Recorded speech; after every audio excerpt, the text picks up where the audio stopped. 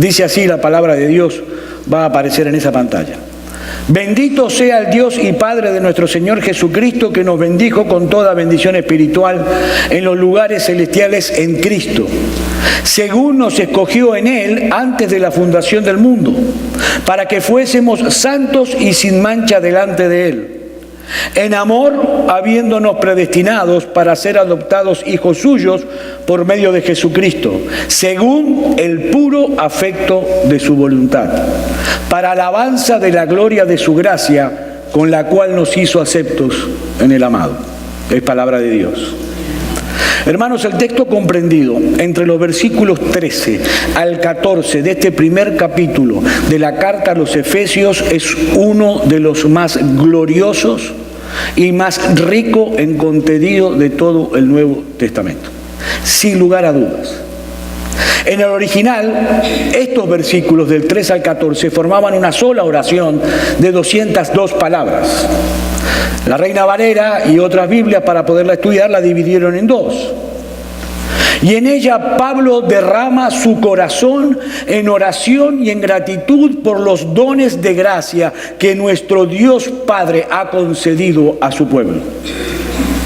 Pablo no ahorra ni palabras ni calificativos para poder expresar algo que evidentemente es difícil de explicar: las inescrutables riquezas de la gracia de Dios. Podemos comparar esta oración como una bola de nieve que se precipita de una montaña y que va haciéndose cada vez más grande en la medida que avanza. El texto se inicia con unas palabras de oración a Dios por todos los beneficios. Él merece toda la gloria y toda la honra por todos los dones que ha derramado libre y soberanamente sobre su pueblo.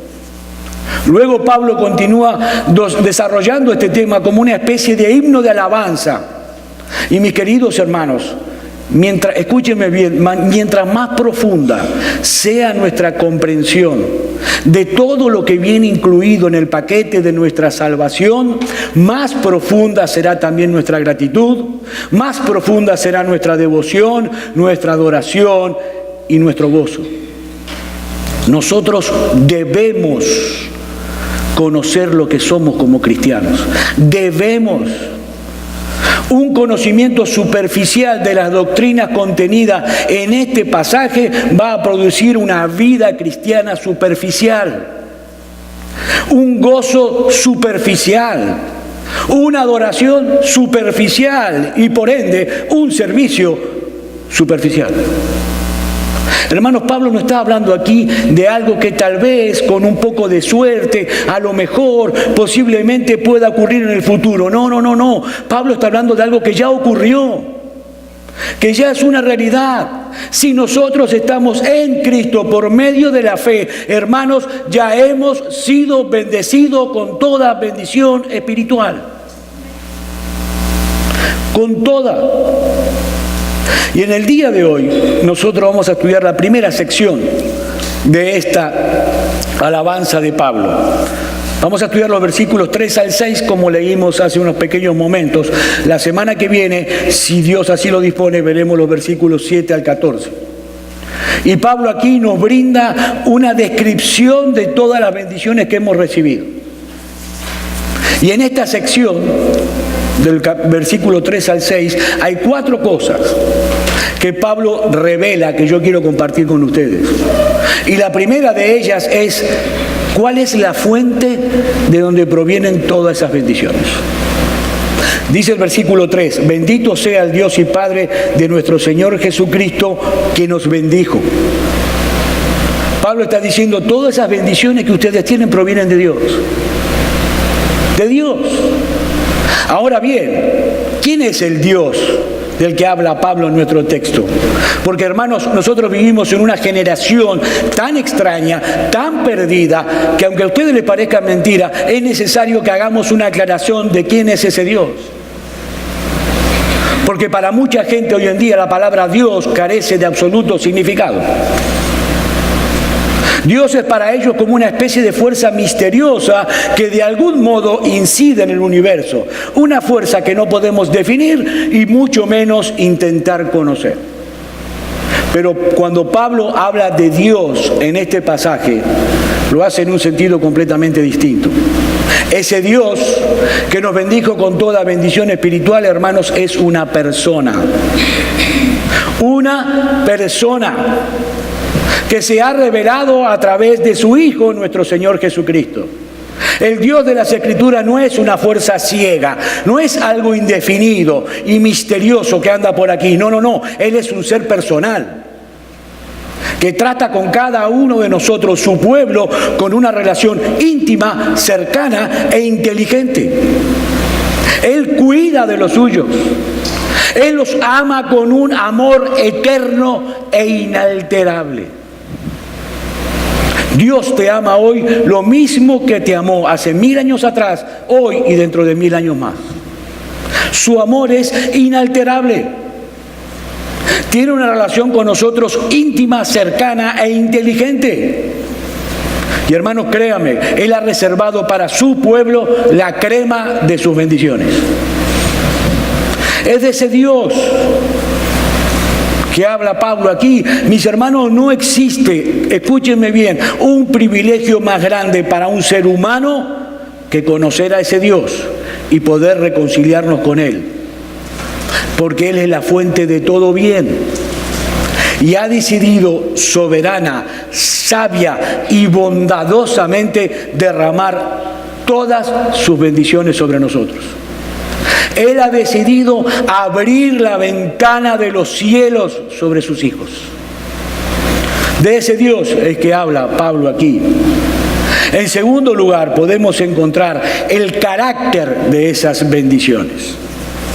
Dice otra vez el versículo 3, bendito el Dios y Padre de nuestro Señor Jesucristo, que nos bendijo con toda bendición espiritual en los lugares celestiales. Y esto debe ser recalcado y estudiado con muchísimo cuidado. Porque aquí dice que nos bendijo con toda bendición. Espiritual, aclara, pero la gente toma bendición. Vivimos en un mundo materialista. Absolutamente materialista. ¿Cuál es el saludo más tradicional que da la gente en Año Nuevo y en Navidad? Salud, dinero y amor. Los 3 dioses de la sociedad actual. Los 3 dioses son las cosas más grandes y más importantes para el hombre de hoy. Nosotros vivimos en una sociedad, hermanos, que idolatra la salud, idolatra la riqueza y la buena vida. ¿Y saben qué es lo más triste de todos? Que en muchas iglesias han querido acomodar el mensaje del Evangelio a esta manera de pensar. Hay iglesias repletas con miles de personas donde se ha abrazado el llamado Evangelio de la prosperidad. Una absoluta falsedad y mentira. Absoluta. Ellos dicen libremente, si nosotros somos cristianos, tenemos que prosperar económicamente, tenemos que vivir muy bien, tenemos que tener excelente salud, tenemos que disfrutar de muchas cosas porque somos hijos del Rey. Dice un autor, el Evangelio de la prosperidad trata de hacernos creer que la mayor preocupación de Dios es hacernos felices en vez de santificarnos. Y que Él se preocupa más por nuestro bienestar físico y material que por el moral y espiritual. El Dios de la prosperidad es un mensajero celestial cuya única responsabilidad es responder a todos nuestros llamados y asegurarse de que vivamos una vida feliz.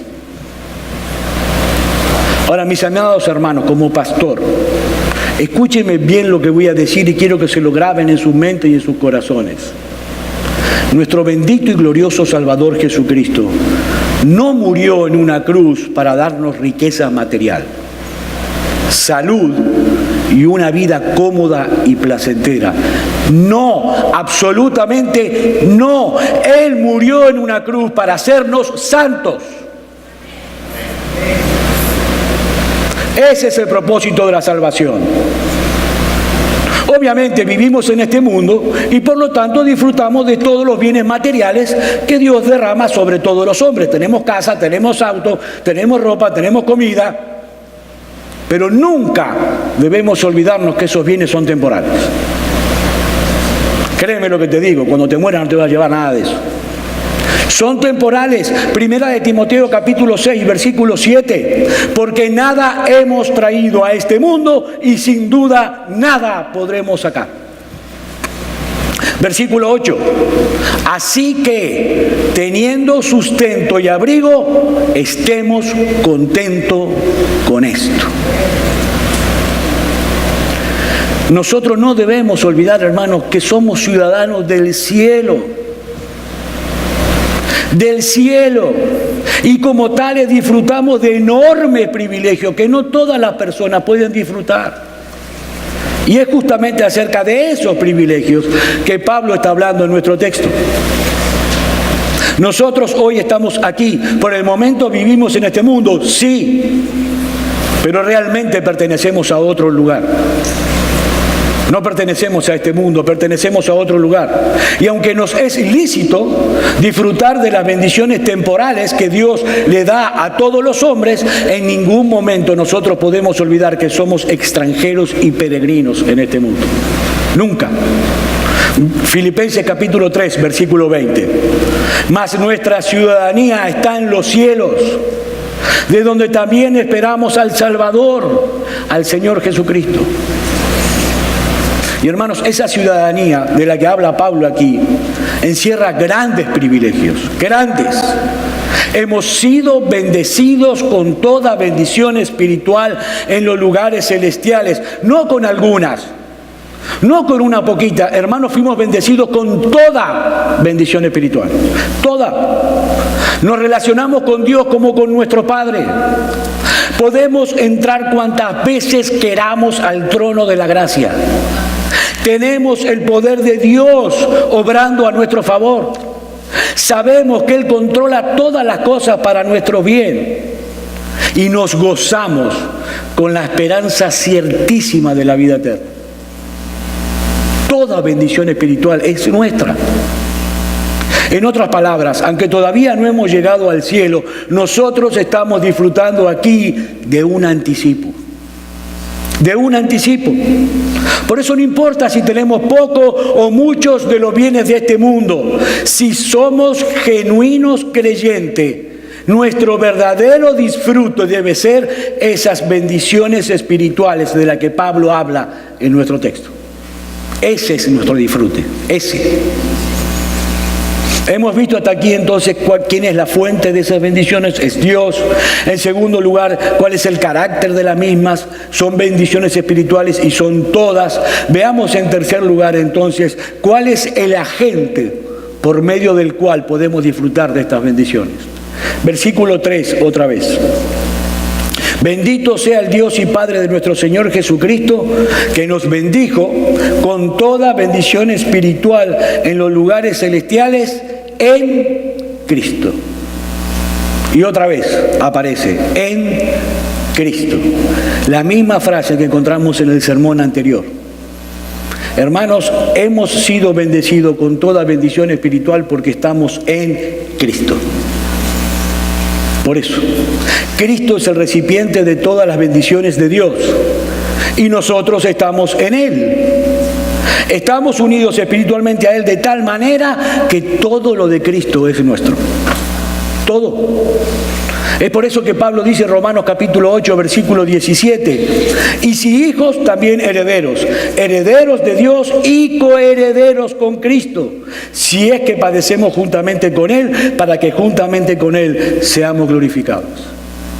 Como dice un autor, las riquezas de Cristo son nuestras riquezas.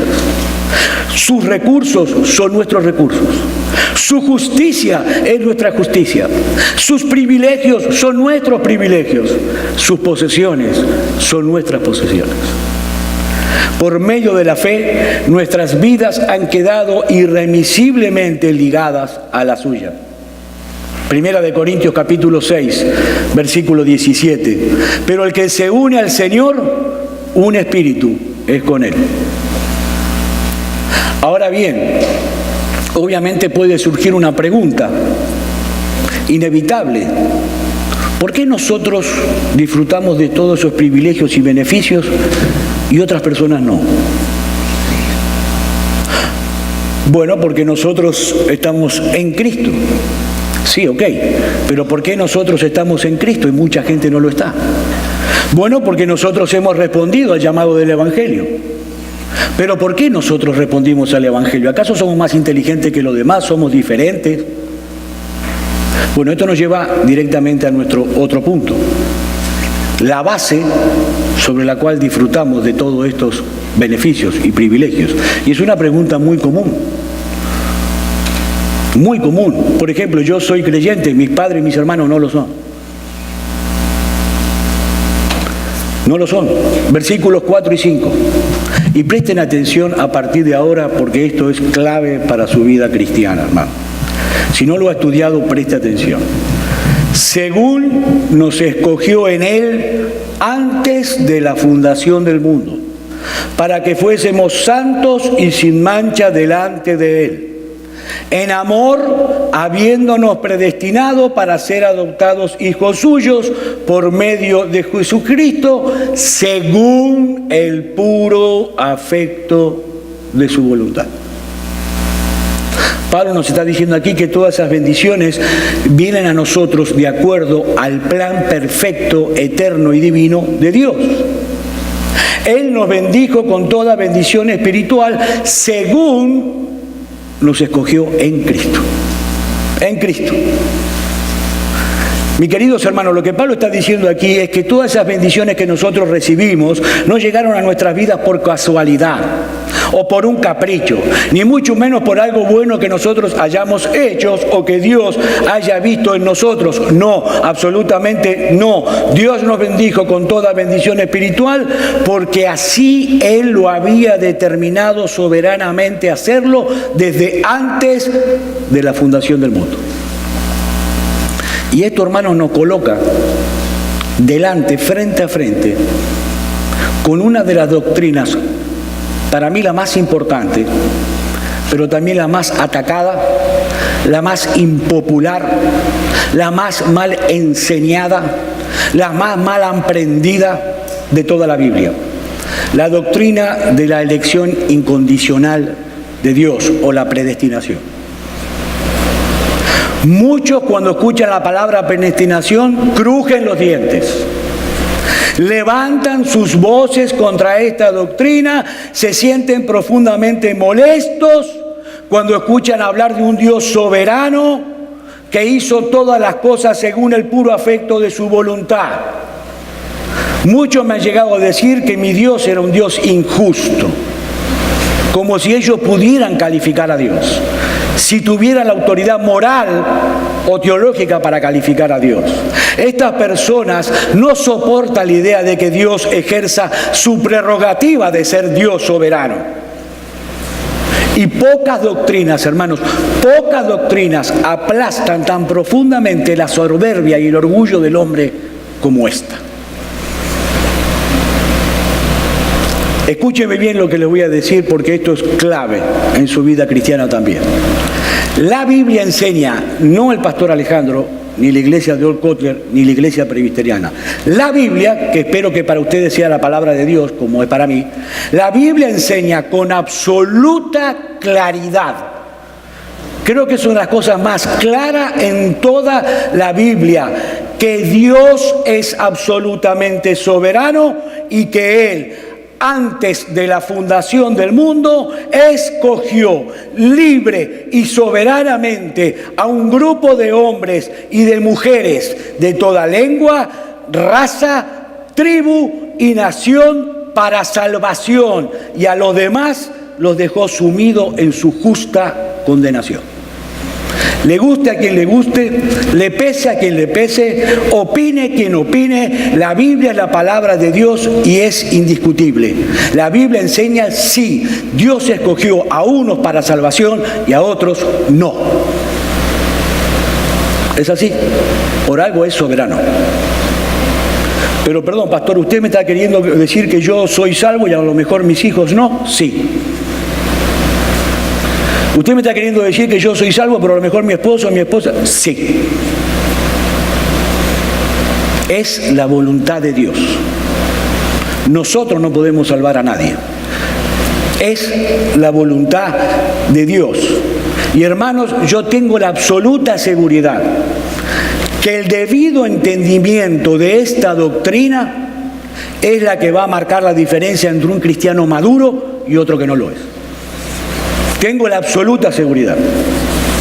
Si es algo en lo que nosotros, hay algo en lo que nosotros tenemos que profundizar como creyentes, si hay una verdad que nosotros tenemos que profundizar cada vez más, es la soberanía de Dios. La soberanía de Dios. Nuestro Dios es soberano y Él ha ejercido esa prerrogativa divina en la salvación de los pecadores. Ese es el error de muchos pecadores y de muchos cristianos hoy en día. No es Dios el que está en las manos de los pecadores, no, son los pecadores los que están en la mano de Dios. Y amigo, si tú eres inconverso, yo estaría temblando en tu lugar. Porque tú estás en las manos de un Dios 3 veces santo e infinitamente justo.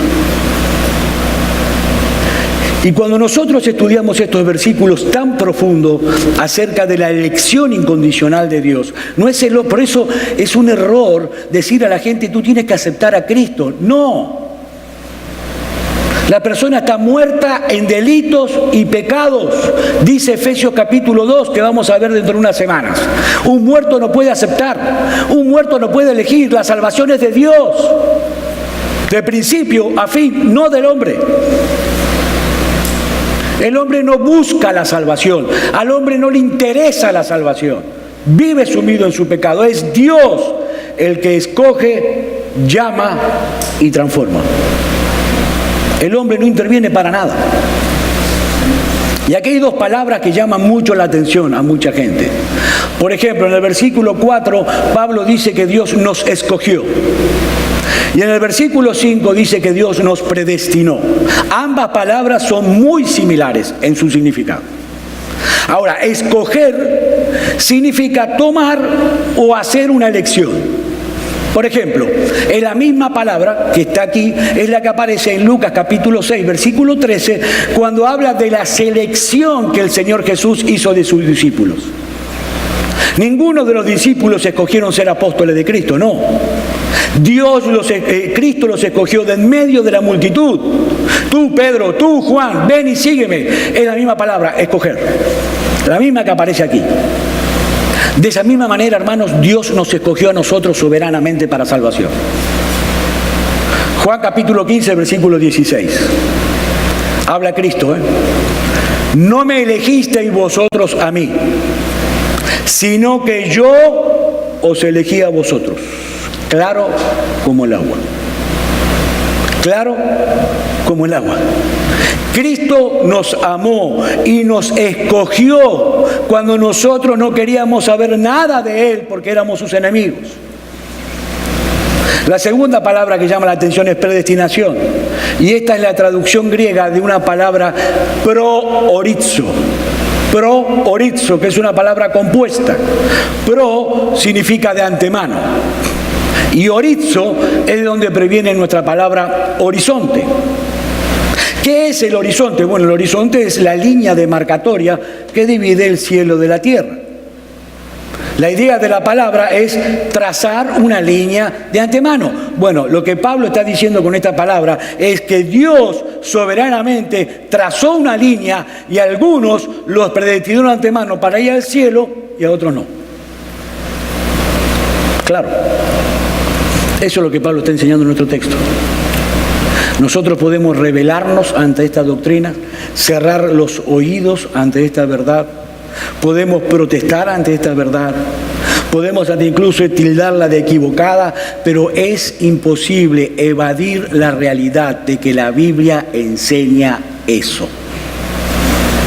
La Biblia enseña, repito, no el pastor Alejandro ni la iglesia presbiteriana, la Biblia enseña eso. Lo que pasa es que a muchos no le conviene enseñarlo. No le conviene para llenar las iglesias. Romanos capítulo, lo leyó Felipe hace unos minutos. Clave, pasaje clave. Romanos 8, capítulo 28 al 30. Y sabemos que los que aman a Dios, Todas las cosas le ayudan a bien. Un momentito, Pablo, ¿qué dice aquí? Que simplemente con amor, amar a Dios, a mí todas las cosas me van a ir muy bien. No, escucha bien lo que dice. Esto es a los que conforme a su propósito son llamados. Otra vez clarito como el agua. Y sigue, porque a los que antes conoció, también los predestinó para que fuesen conformes a la imagen de su Hijo, para que Él sea el primogénito entre muchos hermanos. Y a los que predestinó, a estos también llamó.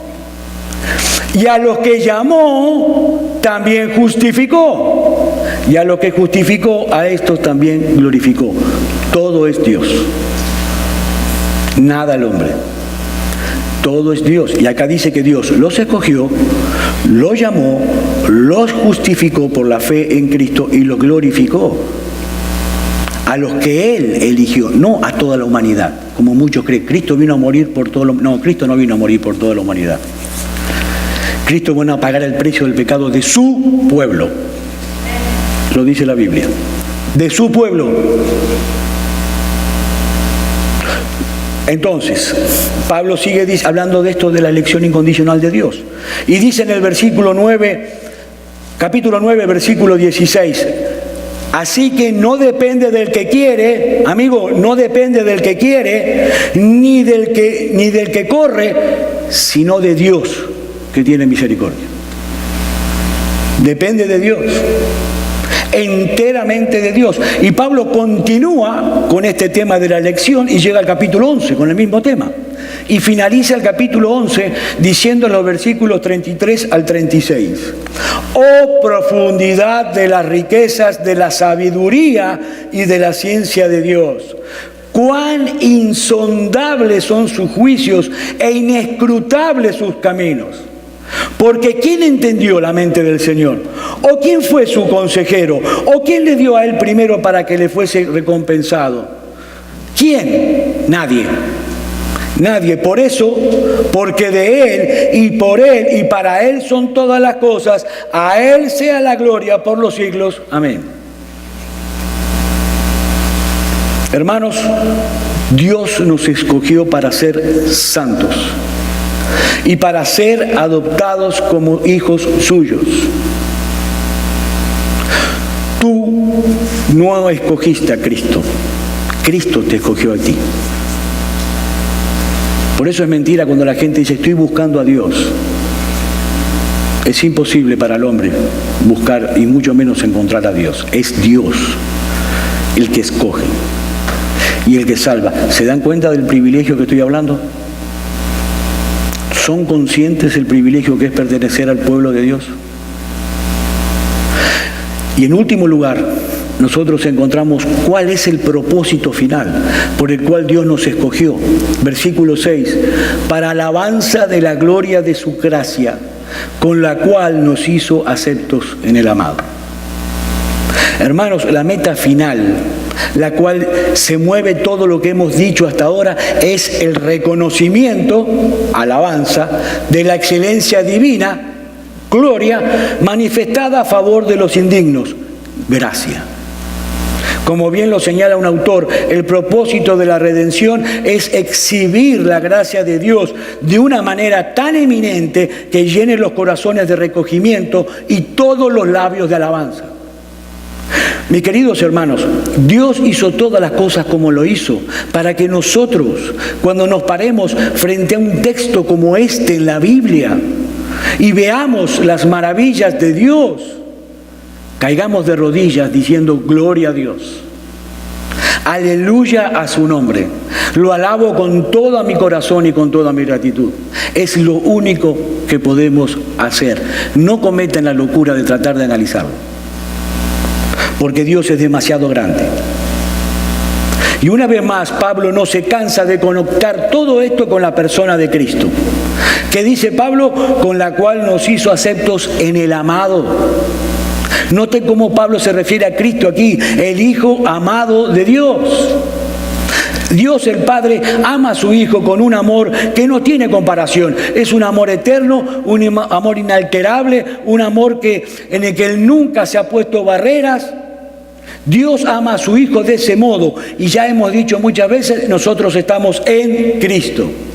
Entonces, en virtud de su unión, en virtud de que nosotros estamos en Cristo, nosotros ahora somos el objeto primario del amor del Padre y beneficiarios de todas sus bendiciones.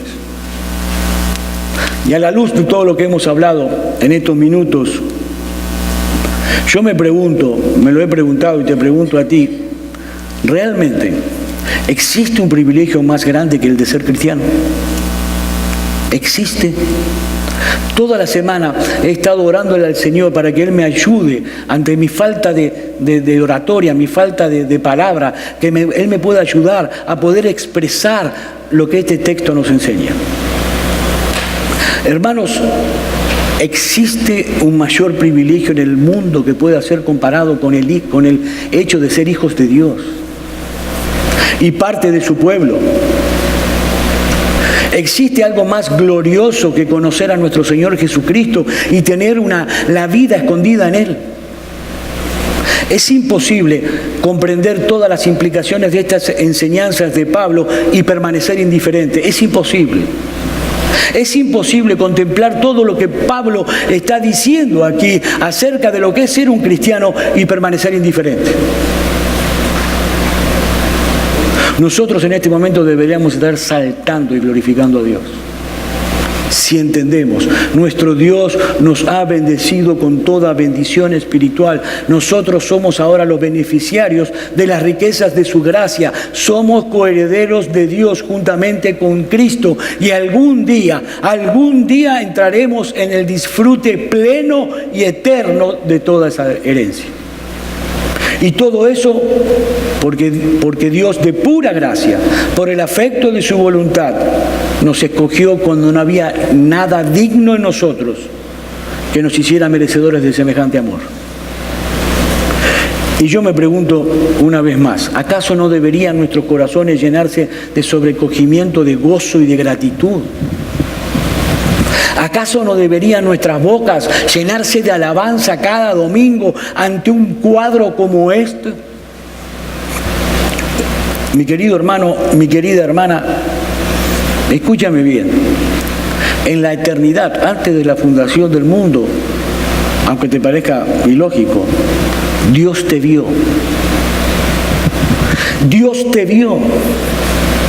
Dios te conoció. Dios te vio sumido en tu pecado y aún así te amó. Y soberanamente, por una razón que nadie puede entender, te incluyó a ti en su plan perfecto de salvación. Y cuando vino el cumplimiento debido del tiempo, Dios envió a su Hijo. Hermano, y su Hijo fue a la cruz pensando en ti. ¿Te detuviste alguna vez a pensar en eso? Pensando en ti.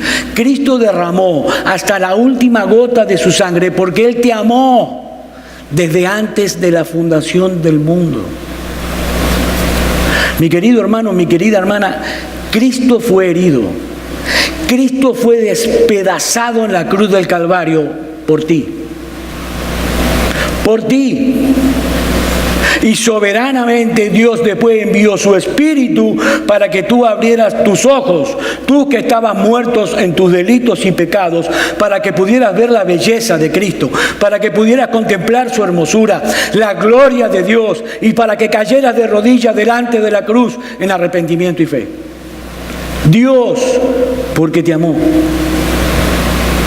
Hermanos míos, pidámosles a Dios en oración que Él nos ayude, que Él nos conceda la posibilidad de vivir a la altura de todos estos privilegios. Que nosotros podamos mostrar al mundo la gloria de Dios a través de una vida santa y gozosa, independientemente de las dificultades, de los dolores, de los problemas, de las circunstancias que tengamos que enfrentar. Porque fuimos bendecidos con toda bendición espiritual. ¿Qué problema terrenal nos puede molestar? ¿Qué problema no se puede solucionar para nosotros?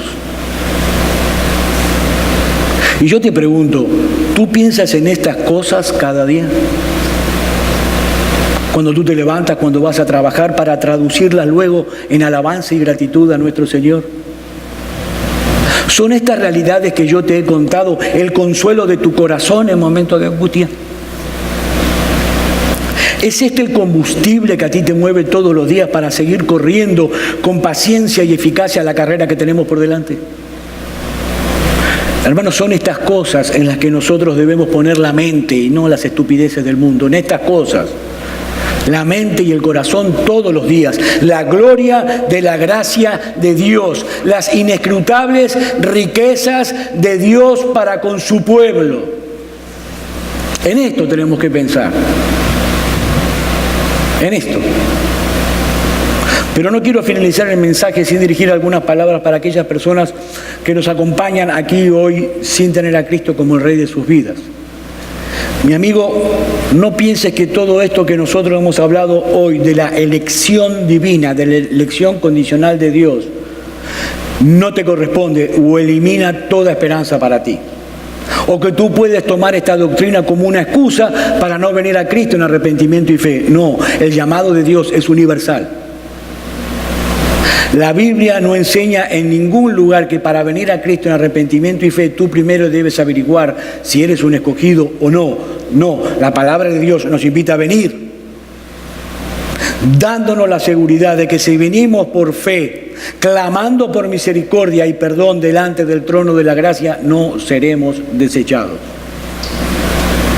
La razón por la que muchos se van a perder no es porque Dios se lo va a impedir. No, Él se deleita en tener misericordia. Él se deleita en perdonar. La razón por la cual muchos se van a perder en su pecado es la dureza de su corazón.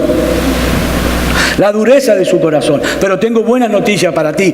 Cristo tiene el poder de romper tu obstinación. Y ese poder obra a través de la predicación del Evangelio. Ese Dios que soberanamente ha elegido a muchos para salvación, ha escogido también soberanamente el medio por el cual serán salvos. Y el medio que Dios ha escogido es la locura de la predicación de su palabra. Nadie será salvo hasta que se exponga a las Escrituras y responda a ellas creyendo y arrepintiéndose. Amigo, ven a Cristo una vez más. Ven a la cruz. Allí donde estás, pídele a Él que tenga misericordia de ti. Pídele a Él que perdone tus pecados. No te quedes allí tratando de averiguar si tú eres uno de los escogidos de Dios o no. No. Descansa en Cristo por medio de la fe y clámale a Él por misericordia. Vamos a orar. Padre, te